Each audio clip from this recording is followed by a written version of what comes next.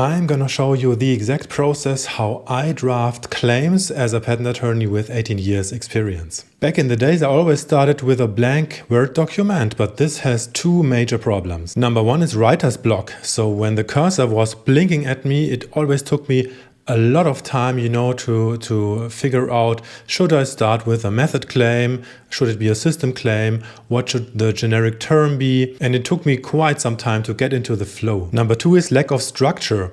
So when I started from a blank document, I found that, the whole claim drafting session more or less turned into an artistic exercise at the risk of forgetting to ask, a number of questions which are really critical, which you have to ask yourself before you even write the first word. So if you don't want to make my mistakes, copy the process. Here it is. First of all, the project setup. This is step 0, if you will.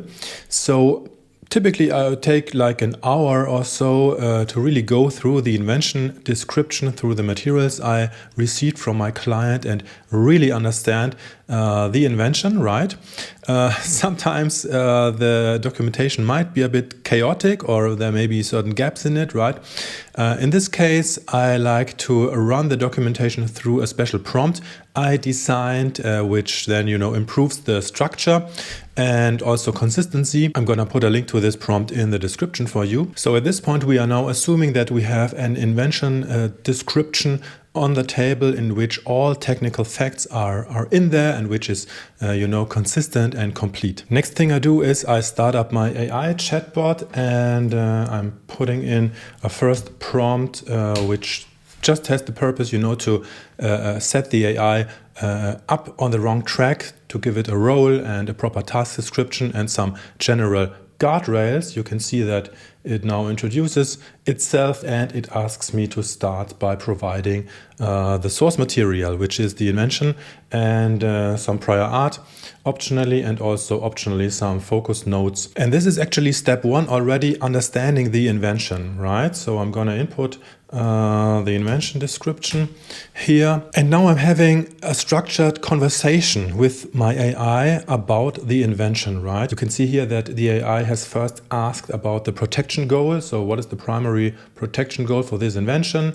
Broad protection, narrow technical, a hybrid. So I can now chat with the AI and describe what the strategic goal behind this application is. The AI will also ask me about the target infringing actors, the system boundaries, and the conceptual unique principles of the invention, as well as the hierarchy, the relationship between the building blocks, so to say.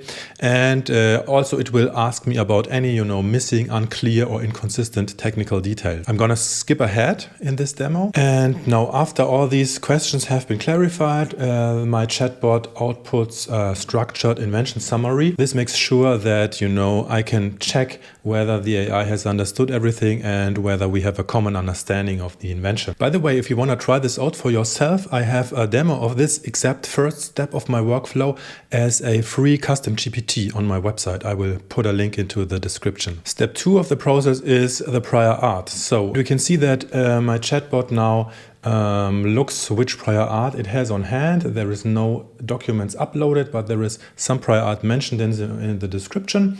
So my chatbot even asks me first to upload any documents.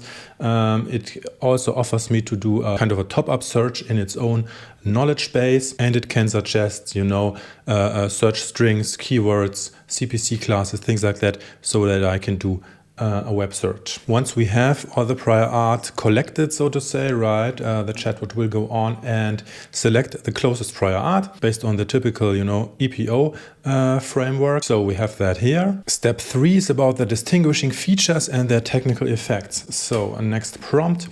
And now my chatbot will help me, figure out, what are the features that really set the invention apart from the closest prior art, right? And then we will work on their technical effects. So what I do is I'm also using a special prompt for that, so that I have get a first suggestion by the AI. So we can see here that it is now doing, a table of all the key features listed in the invention description, and it checks whether those are disclosed already in the prior art. And then it puts out a list of distinguishing features which make the invention differ over the prior art. So we have a nice table here, right? The AI identified like 8 distinguishing features, describes their function, and also gives some idea of the technical effect of the respective feature. The technical effects are formulated in a way that, they resonate with an EPO examiner. And in a real case, I would now have a discussion with my AI, tweaking the distinguishing features, maybe changing their ranking and so on until I'm fully satisfied. Now that we've identified the closest prior art and all the distinguishing features with their technical effects, we can formulate the objective technical problem, right? We're talking about EPO style problem solution approach here. Here you have it. So this is kind of the EPO textbook style formulation of the objective technical problem in this case. I fine-tuned my prompt so that it formulates the objective technical problem rather broadly than overly specific. By the way, in case you're wondering what strange kind of chatbot I'm using here, it's a local solution. So I recently bought a small AI supercomputer, which is called the DGX Spark from NVIDIA, which allows me to run quite heavy open weight large language models on my desk without sending data to any third party outside my computer network. And if you want to copy my prompts, I also have good news for you. In the sovereign tier of my patent drafting toolbox, you get the exact raw source code, so to say, of all the prompts I'm using in this example. So check it out. I'll put a link into the description. Okay, step 5 is the claim strategy. So what I'm doing is before I actually write a single word for my independent claim 1, I always devise what I call a claim strategy. And this claim strategy includes more strategic decisions like the claim category. Is it a product or is it a process? The claim scope, which is basically, the selection of those distinguishing features from the step before, which goes into the main claim. Then the claim actor, so, from which perspective should the claim be written, and also the claim boundary, so which components and functions are required in the sense that they are really part of the invention and which merely need to be present for the invention to work. You can see that the AI has some suggestions here, and again I would now have a discussion with my chatbot to really fine-tune, revise and finalize my claim strategy. I found that getting this right saves me endless revisions of the actual claim wording later on. You can see that my AI even asks me questions, for example, about the claim category and things like that. So this is meant to, spark a discussion, trigger my own critical thinking here. For the sake of this example, let's say the strategy is all okay, and then the AI will suggest the main claim. So we could now have a discussion about this. I will just say fine, for the sake of this example. And now we are entering a structured, thinking process how this main claim can be improved. So the first step is, can it be broadened by omission? So is it possible to remove certain elements or steps from the claim, without making it overly broad? Then the AI suggests for all the key terms, both a more generic term and a more specific term, so I can, dial the abstraction layer for each key term of the invention. We also talk about clarity. Here I let the AI take on the patent examiner hat, if you will, and raise some clarity objections. Then we check whether there is a single actor infringibility, whether the claim can be detected from the outside, and if there are possible workarounds. And this step typically takes, anything between 10 to maybe 1 hour, right? Until the main claim is really spot on and passes all those tests. Once the main claim is set, we can talk about possible additional main claims. Sometimes it makes sense, to have multiple independent claims with different scopes. So for example, first case, when the invention involves multiple distinct phases, like in AI, a training phase and a configuration phase and then an inference phase. Second case group, when the invention involves distinct actors, like in a client-server architecture, base station and user device, provider, customer, things like that. And thirdly, when the invention involves distinct alternatives for solving, the same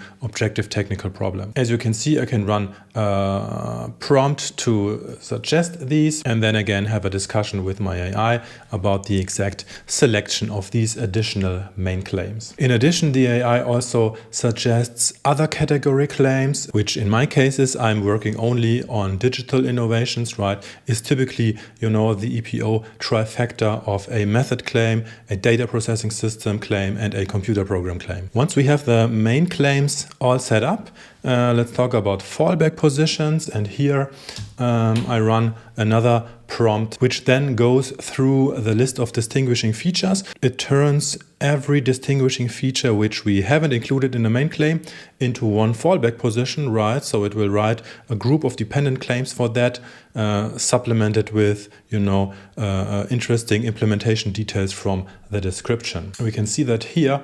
So the AI first suggests, again, some kind of claim strategy on a more abstract level, right, with certain groups of features.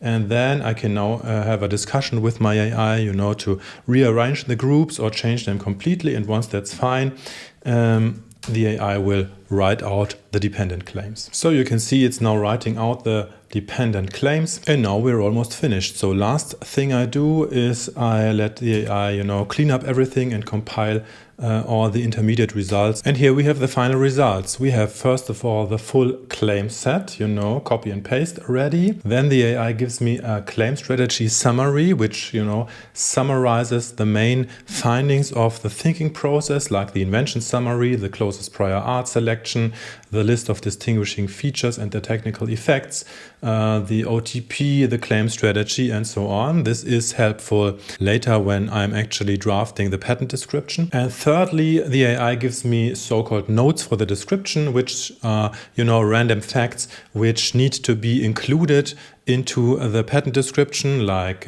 examples or definitions, which are not directly apparent from the claims alone. So that's my claim drafting workflow. Hope this was helpful. Feel free to copy my process. If you don't have the time to set up your own prompt library from scratch, you can check my patent drafting toolbox. I'll put a link into the description. There is the sovereign tier, which comes with full access to all my raw prompts. And if you don't feel like fumbling around with local AI, there's also a custom GPT tier where you can run this whole process inside a custom GPT. Hope this helps you stay sharp. See you next time.